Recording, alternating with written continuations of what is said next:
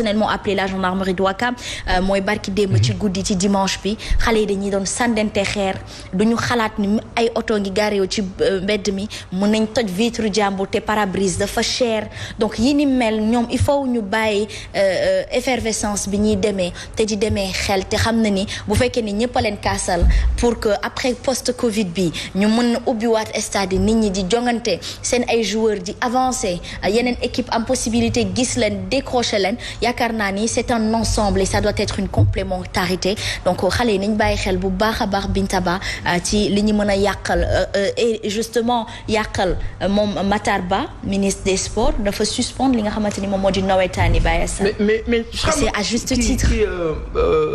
Asma Khadija Madame Touré. Madame Touré. Pourquoi toujours médecin après la mort? Mais est-ce qu'ils avaient prévu? Pourquoi quand il y a ay manifestations ñu ne opposition bi dañuy manifester. sécurité bi day doy c'est-à-dire que dafay mel ni dañoo jël. guerre dañoo dem ci guerre. Pourquoi quand ce sont les populations qui doivent être protégées mu nekk le service minimum ñu naan la non police bu ñëw dañuy fay dañu war a fay c'est-à-dire que ñii di organiser yëpp xam ne leen wax bu dee spectacle concert bu dee lu mënti doon bu dee football ak lépp ñu naan sécurité bi dañ leen di fay loolu fan la am te yéen ngeen ne vous êtes garant de la sécurité publique c'est en passant bi si des mooy les jeunes au Sénégal wala la jeunesse sénégalaise qui a été traitée de malsaine depuis lustre c'est une jeunesse victime kenn du avaliser violence teguñu ko fenn yar dafa baax ci askan ci éducation nit ak lépp mais une société des masses de personnes on les drive on les organise on les structure on les éduque et pour les éduquer il faut les tenants et aboutissants les bonnes bases yi nag nguur moo ka teg bu ko teg man ba tey d'accord naa Baye Assane dafa am foo xamante ni bu fekkee ni wax ak ndaw yi dafa jot il faut ñu fàtte beneen wàll gi non may ma rek dama non ça c'est une fausse analyse excuse-moi baal ma ci terme fausse bi je veux dire une chose très simple violence kenn du ko avaliser xale yi il faut que ñu wax leen ne yéen da ngeen war a am teggin da ngeen war a am kersa. Baye Assane boo ma mayul ma daaneel nag du mën a yegg boo ma mayul ma daaneel da ngeen war a dem dans les bonnes formes. Mais on ne peut pas dissocier cela ak li xew ni Matar Ba il n'est pas Dieu il n'est pas omnipotent ni omniprésent. on parle pas de Matar Ba. waaw dama ne wàllum sport gi bu ñu ko waxee dañuy tudd kilifa gi nga xamante ni moo diite li nga xamante ni moom moo di wàllu googu dama ne gune yi muy mbëri y a ce qu'on appelle de la responsabilité propre vis-à-vis de soi-même et de sa société il va falloir interpeller à ce stade-là je suis d'accord ndax man bi ma ko fekkee professeur lan laa def j'ai été responsable en tant que citoyenne j'ai appelé la gendarmerie et je pense qu'ils n'ont pas tardé ils sont venus des fois ils ne peuvent pas être partout en tout temps vouloir nous sécuriser de ce sens et dans un autre c'est pas possible Baye Assane c'est ma thèse c'est ma vision c'est mon constat c'est mon conseil vis-à-vis de la jeunesse dans laquelle moi-même je fais partie moi je pense qu'on doit me le concéder maintenant dans ce sens-là eux ils doivent mettre les moyens qu'il faut mais quand il y a problème la jeunesse s'ils étaient restés aussi calmes je suis désolée il y aurait pas eu de problème. Asma mbooloo kenn du ko yar kenn mënu ko yar xam nga li ñu mën a def ci mbooloo mooy jël ay matuwaay organisation sécurité prévention loolu la ñu mën a def ci mbooloo yooyu am na ñoo xam ne xeex nañu ay nit yu baax lañu ay xale yu yaru lañu mais boo nekkee ci mbooloo dafa am benn dynamique de foule.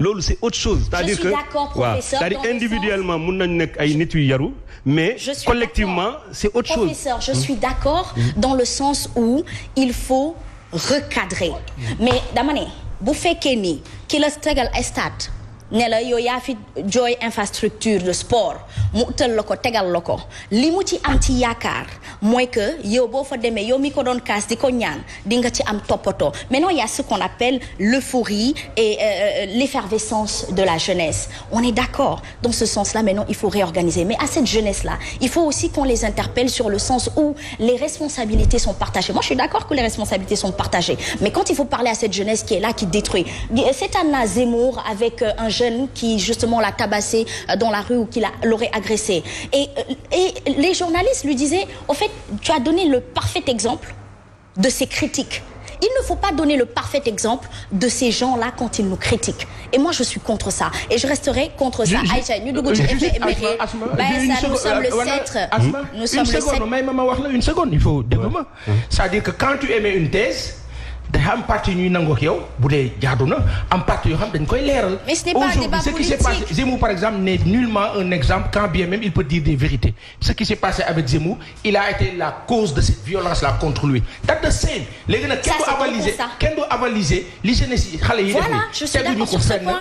kenn du ko avaliser. Par contre c'est juste dans ce sens-là. Par contre quand il y a un problème il faut pour résoudre l'équation partir à la cause. Et la cause, moi, il refaire ce pays-là via une meilleure organisation socio-étatique. Je suis parfaitement d'accord. Je suis parfaitement d'accord dans le sens où les responsabilités sont partagées, mais il faut arrêter de flinguer juste un sens. Aïcha, mingi non, nous n'ayons pas Moi, je flinguerai toujours un sens. Nous sommes le 7 décembre 2021. Nous repartirons en 1973 pour parler justement de la création de l'école polytechnique de Thiès, EPT, fruit de coopération sénégalo-canadienne parrainée au cours de son implantation par l'école polytechnique de Montréal et placée sous la tutelle du ministre des Forces armées jusqu'en 1991. Professeur, l'école forme à ses débuts des ingénieurs de conception en génie civil et en génie électromécanique en 1973. Une vraie fierté pour le Sénégal.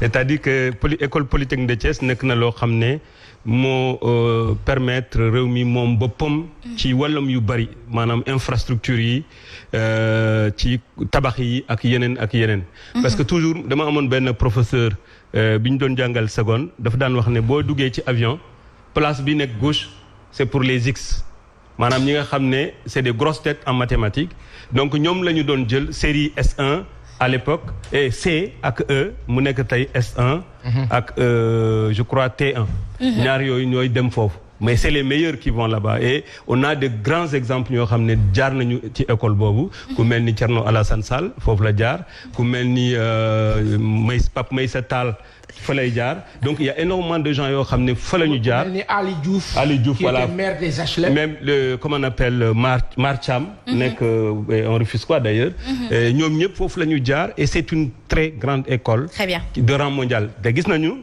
ci Covid bi ñoom fexe nañu ba génn ay respirateur artificiel. Très bien. Donc vraiment qu'on n'a pas valorisé. Qu'on n'a pas valorisé jusqu'à présent. En tout état de cause, c'est une excellente chose et c'est une réussite sénégalaise. L'école polytechnique de Thiès est une réussite sénégalaise. Et Aly Ngouille Ndiaye itam fa la jógee. Très bien. Voilà, ils sont nombreux. maa ngi ñëw si yow bii professeur ak moom. Aïcha mi ngi noonu yéen ñi génn leen sama diggante ak Pa Assane da ngeen cee xaj. Ah, c'est les talibés là. C'est les talibés de c'est pas Assane. Ils sont partis. Ouais. Les gens. Ils vont te flinguer les talibés. Non, mais même de mon parti, ils sont en train de le flinguer. Mais nañ ci génn.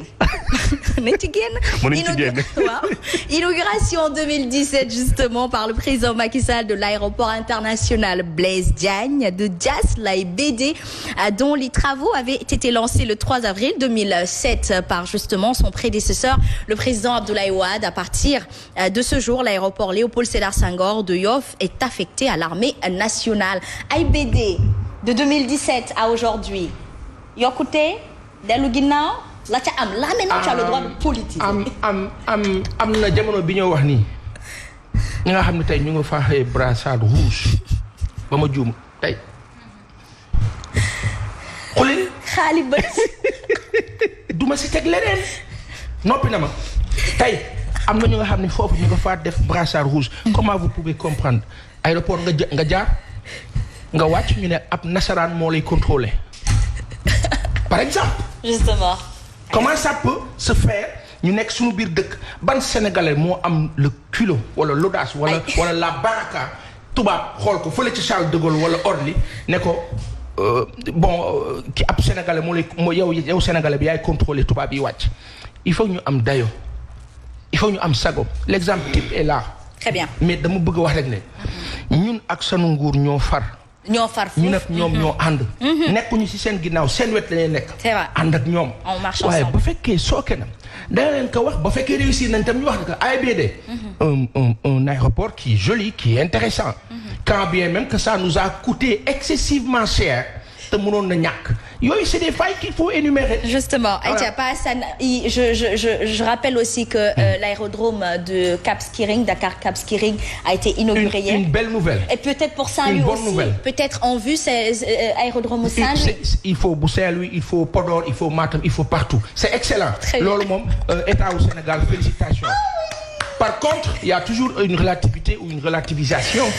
Quand vous fermez l'aéroport Léopold Sédar Senghor fii sunu ginnaaw te toute une économie d'une capitale après bu ngeen réussir fenn dinaa ne bravo mais fi ngeen échoué dafa ngandee dafa rëy.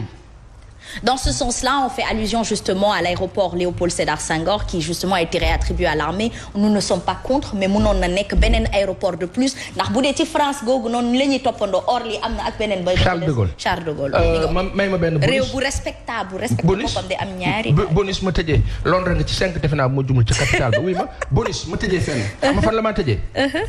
Cap Skirring. avion day jógee ba France. na fa cëpp parce que ñoom seen tourisme seen plaisir. moo la loolu léegi fi nga xam ne ñun dañ ko soxla mu la Ndakaaru gii. Ndakaaru nga jël ko ruraliser ko ba tey nga def ko zone de Jakarta et de Charrette xam naa lenn. très bien am na ka nga xam ne mere na ma ko loogu. kana. yàlla na yàlla defal ko jàmm mais mere na ma ko loogu. ku ka jël décision boobu. kan la président Macky Sall moo jël. bu dee moom la xaw ma ndax moom la bu dee moom la. Aïcha mi ngi doon voilà Aïcha Pa Assane Seck mi daaneel moom la ñuy yëkkatil rek mi ngi fas yéene waxtaanee li nga xamante ni moom moo di immigration positive. Voilà, immigration positive. Alors qu'entendez-vous tous les deux d'ailleurs par immigration positive? waaw xam nga bu ñu waxee immigration positive moom kilifa bii ñu dalal fii Mbaye Gueye Ndiaye illustration la ci pourquoi mu nekk illustration professeur Binta ak madame Touré. ak ñi seetaan ak techniciens yi. pour la bonne et simple raison bu njëkk tubaab italiens yi bokkoon nañ ci ñi dàq émigré ñoo fees États-Unis Amérique ak fu ne ñu nga fa mais dañoo dem tukki ba jëmmi jamono dellu seen dëkk am na ñu taxawee ñun africain ñu wax ñu dañuy jaar ci géej gi dañuy jaar ci avion yi dañuy dem fu ne am ñun ñuy wuti tubaab yi di ñu jàllax di ñu dàq am na nag loo xam ni fenn foo xam ni Emmanuel Macron def na ko daf ko def te loolu bokk na ci ñi nga xam ne dëkk nañu France bu ma juumee mën nañ ma wax bokk na ci li ko peut-être mën a dimbali pour les élections à venir daa jox kayit ñu bare. kayit ñu bëri immigré yi nekk foofu am na ñu bëri ñu mu jox kayit. am na ay possibilités ñoo xam ne ñenn ñi am nañ ko am na ñeneen ñoo xam ne am nañ ci gis-gis ba tax na Zemmour ak Marie Le Pen dañuy am toujours jafe-jafe donc Macron peut bien remplir mais au-delà. lu tax ñuy wax immigration positive. mooy que quand des Africains des Sénégalais jóge fii dem ci dëkku nasaraan bëgg leen jàppee naka sudul noonu ñoom ñu am nu mu taxawee. ba sax jiite nasaraan ca biir dëkk ba. ni ko nasaraan defee suñu biir dëkk ça c'est une fierté. oui justement. et cette fierté là elle est illustrative et de valeur. il faut la montrer loolu moo tax ñu dalal fi kii nga xam ne moo la Mbaye Gueye Ndiaye. di ka nga xam ne xam nañu ko. di ka nga xam ni tey mën nañ ci wax lenn lu dul Maam Sidi ba dee image boobu nga xam ni am nañ ko ci moom fële ca Italie pare na ñu xool ko rek door a dugg ci waxtaan bi.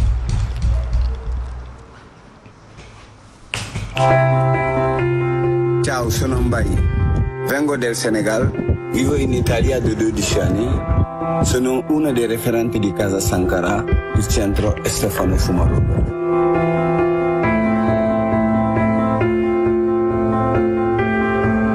La Puglia è diventata la mia seconda casa. 7 anni fa sono stato nel ghetto di Torignano. Non ho mai visto un luogo così. La dignità di circa 2000 migranti schiacciati del caporalato in condizioni disumane fuori da ogni legalità. Denunciato alle istituzioni quello che accadeva e grazie all'operato di Stefano Fumarullo dell'antimafia sociale della regione Puglia si innescò un cambiamento, una nuova ideologia. Abbiamo ricevuto in concessione un'azienda agricola, Casa Sankara, che per noi è diventato un simbolo di ospitalità. Non solo terra da coltivare, ma libertà di vivere.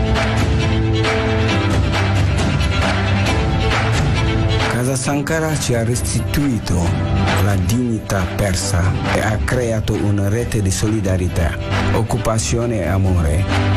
Accogliamo i migranti con umanità e offriamo loro lavoro, assistenza e cura. Ma è e suprema, il progetto promosso dalla regione Puglia che ha concretizzato il nostro sogno di legalità e inclusione. Grazie all'intervento di Michele ayca mi ngi noonu kon nag suñu askan yaafu suñu benn yoon suñu ay ndaw itam yaafu suñu benn yoon il faut juste maintenant les mesures pour accompagner cela naka ngeen di dundee foofu ci biir Italie. alors Italie dundin bu metti la immigration ci boppam moo yombul. yow yaa doon wax ci document bi. si man maa ci lan nga ci doon wax. italien laa ci doon wax dama doon wax ne nekk nañu ci ñëw nañu ci benn dëkk mu jafe lool. ñu nekk ci dëkk bi. visiter ay conditions yoo xam ni africains yi ci ay conditions yoo xam ni c'était pas des conditions humaines. dem nañu daje nañu ak institution yi wax nañ leen ne association italienne yi fa yóbbu ndox. mbaa ñu fa yóbbu ceeb mbaa ñu fa yóbbu meew ñooñu ñun soxlawuñu loolu mais boo demee jóge Dakar dem ba Italie nga dëkk ci benn néeg boo xam ni ñeenti bant la ñuy samp.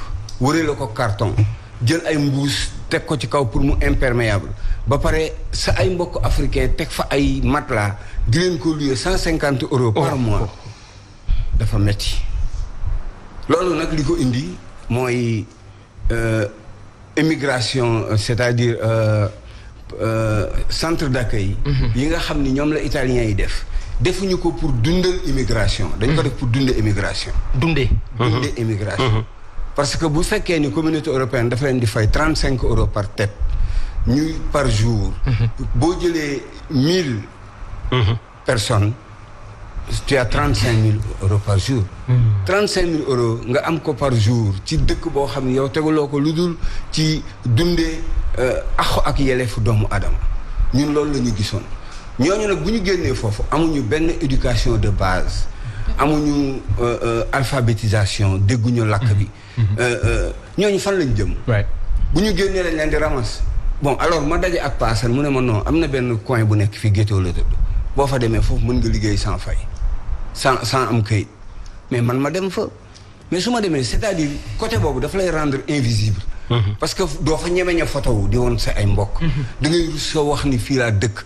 mu nekk gàcce goo xam ni yow doo bëgg mu génn ci biti parce que yow li ngay gagné muy 25 € par jour peut-être que ni boo ci liggéeyee 2 jours boo ko yónnee sa mbokk muy dara sa mbokk def ni yaa ngi ci jàmm. nekkuloo ci jàmm. parce que c'est ça loolu la ñu war a wone pour wane ni boo yooyu di nekk foofu di sonn di jël seen alal di ko yónnee nit waru ko fooy parce que dañuy sonn pour am ko alors ñun bi ñu gisee loolu. ànd ak benn association je parle de 2011 ànd ak benn association boo xam ne moo ñu fa yóbbu woon pour ñu nekk fa genre médiateur culturel. bon dañu dem préfet bi recevoir ñu. man ma wax préfet bi loolu. ne ko même dëkku Afrique yi nekk en guerre. meluñu ne nii. kon ñii soxlawuñu lii. ñii li ñu soxla mooy parce que dignité pour nga am ko il faut nga am le minimum. il faut nga am un toit am au moins un repas par jour. kooku day am courage. wax non mais ku amul dara. il n'a pas de choix. si rek lay wax. alors mu doon projet bu ñu départoon depuis loolu parce que moi je suis un agent immobilier. xalaatoon loolu ci ay dëkkuwaay.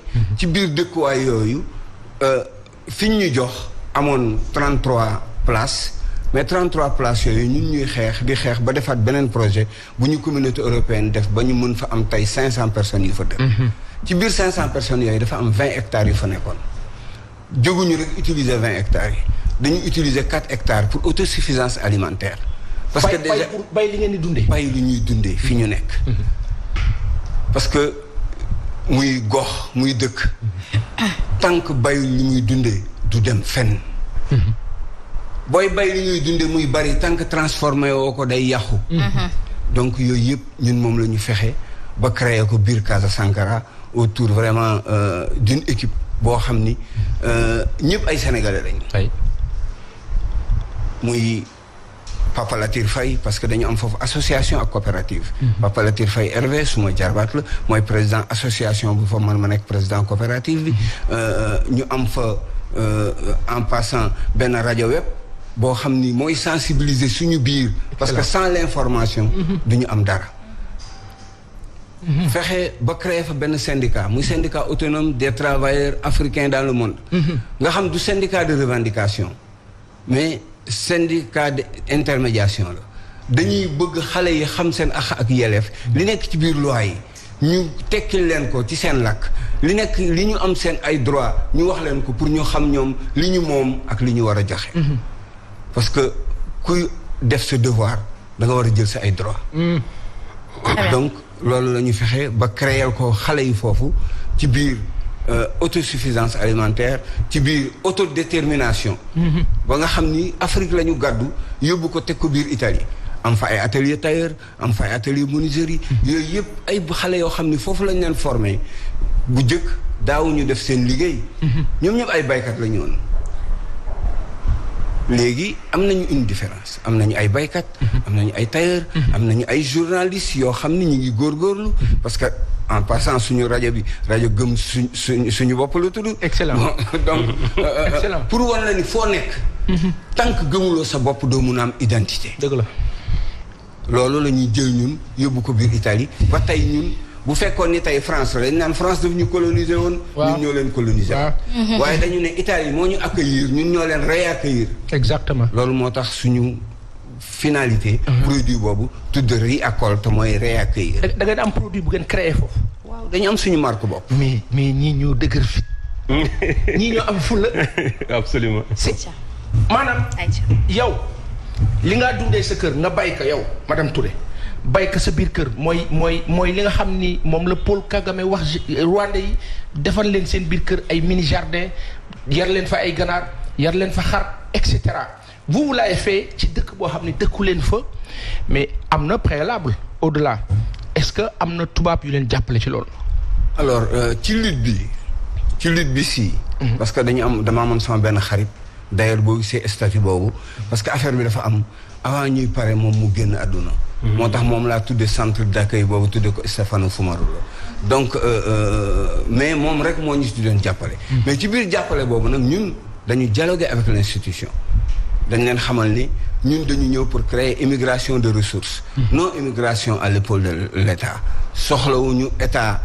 ñëw jël ay charge am jox non c'est-à-dire ay jumtukaay la ñu jox ci ay projets yoo xam ni ñun dañu au contraire ñun ñoo leen jariñ parce que ñun dañu defar suñu projet boo xam ne ay sénégalais ñoo ko defar muy projet autoconstruction defar projet muy projet autodétermination defar projet muy projet autosuffisance alimentaire ñu boole ñetti projet yooyu yëpp teg ko ci loxo région bi yóbbu ko communauté européenne sur 389 projets yu ay pays européens teg biir communauté européenne benn projet boobu la ci communauté européenne nangu ne bii projet Sankara mooy waaw est-ce que aujourd'hui parce que comme temps bi mu ngi jeex na ñu ngi ci dernière minute bi est-ce que aujourd'hui au vu de ce succès-là est-ce que le même exemple peut prospérer fii ak yéen au Sénégal.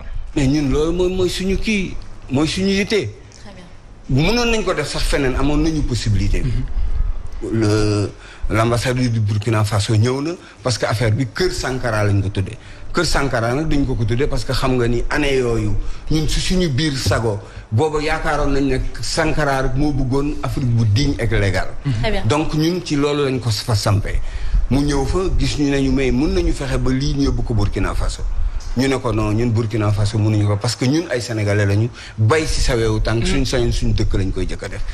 Ghana ñëw na fa. alors li ma Ghanéens yi wax dinaa ko wax même bu fekkee ni metti na parce que bi ñu leen ne suñu dëkk lañ koy bëgg a jëkk a def dafa leen ne kon dañu ne kon du ngeen ko def mukk parce que waaw parce que suñu dëkk ñu libre ñu. loolu grave de. c'est insultant limite. loolu grave na de. c'est une vérité. c'est insultant limite. mu ne libre leen parce que yéen bu ngeen fa bëggee yóbbu dara bu fa ñeneen ñi leen coloniser woon bëggoon yóbbu dara tey day yomb. subhanallah mais yéen bu ngeen fa bëggee yóbbu dara non. c'est l'aperçu justement au niveau international de ce qui est devenu la démocratie du Sénégal. Merci beaucoup. L'État du Sénégal. Oui, mais c'est l'État qui fait la démocratie. Oui. Et qui pour démocratie bu bonne waay. En tout cas, c'est insulte à tout un peuple. C'est ça. C'est intéressant. À tout un peuple. Professeur. C'est intéressant ce qu'il fait Très et bien. ce qu'ils font et bravo, félicitations. Très bien, merci Jërëjëf, beaucoup. En tout cas, Baye Assane Seck, président, merci beaucoup. Mais Ce ne sera que partie remise. man maa leen di remercier vraiment bien. parce que su ma xoolee auteuru émission bi. ci bi ma ñëwee ba léegi ni ma koy xoolee di ko seetaanee ci concept ak ci réalisation di ko xool aussi ci valeur yi ñi nga xam ne ñoo fi toog Pa Assane Seck. man bi ma koy xam déjà y a 15 ans. 20 ans. te il était en avance sur ses pairs. kon ñu mel noonu su ma toogee tey ci benn émission boo xam ne ñu ngi koy élaborer man maa leen war a remercier vraiment di leen remercier au nom de tous les Sénégalais di leen remercier au nom de la diaspora di leen remercier au nom de Casa Sankara. jërëjëf. Très bien, merci beaucoup Baye.